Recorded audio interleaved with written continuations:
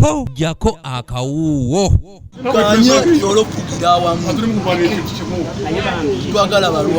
abakulembeze b'abaliko obulemu mu division y'e Nansana bawanyisiganyiza ebisongovu mu kulonda akamyufu k'abakulembera abaliko obulemu ku kaada y'ekibiina kya NRM.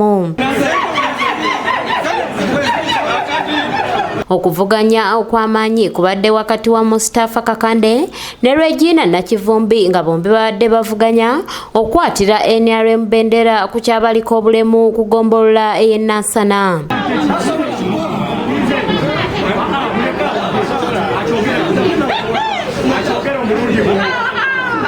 Gye bigweredde nga Regina Nakivumbi awangudde Kakande era wano bawanyisiganyiza ebisongovu nga kabuze kate ebifo babugume wabula ne bataasibwa nga wano atwala ebyokulonda mu NRM municipal y'e Nansana Gayira Saamu avumiridde ebikolwa eby'okusiiwuuka empisa. Kati era ekintu ekyo ngaffe abakulembeze mu NRM tetugenda kigumuukiriza kubanga twagala bumu.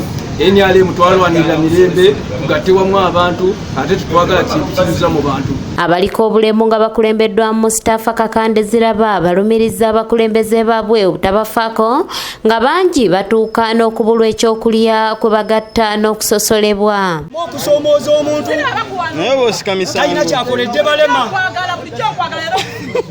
y'ensonga yange eyo tusaba gavumenti eveeyo erondole sente z'abaliko obulemu tugenda kukuŋŋaanya abaliko obulemu. Babalala bagamba nti engeri gye basosolebwamu kibalemesa okwetaba mu nteekateeka ezitali zimu olwo nno ne basigala nga beekuumidde emabega.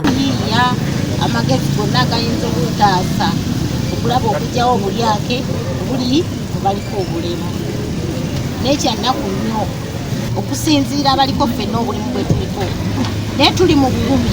Doreen Namubiru yakusakidde eggulire lino ku lwa ABS Television.